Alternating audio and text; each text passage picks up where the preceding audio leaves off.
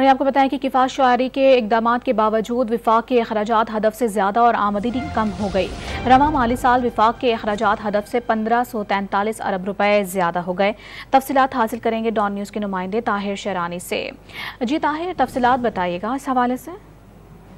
जी, रवां माली साल 2022-23 के दौरान जो वफाकी हुकूमत की जानिब से बजट में अहदाफ मुकर्रर किए गए थे आमदनी के और अखराजात के, तो उस हवाले से अगर हम देखें तो रवां माली साल वफाकी अखराजात हदफ से 1543 अरब रुपए ज्यादा रहे, जबकि रवां माली साल वफाकी हुकूमत की जो आमदनी है वो हदफ से 584 अरब रुपए कम हो गई।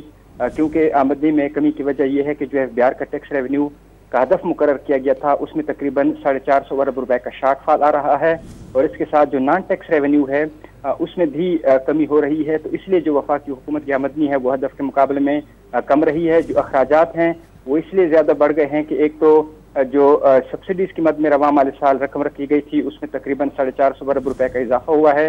इसके साथ सैलाब के बाद क्योंकि हुकूमत ने बजट में अखराजात नहीं रखे थे तो उसके बाद भी अखराजात किए गए हैं, तो इसलिए जो वफाकी हुकूमत के अखराजात हैं उसमें इजाफा हुआ है। इसके साथ जो वफाकी हुकूमत की जानिब से जो सरकारी मुलाजमीन के लिए अलाउंस रखा गया उसमें भी इजाफा हुआ है, उसकी वजह से भी अखराजात बढ़ गए हैं।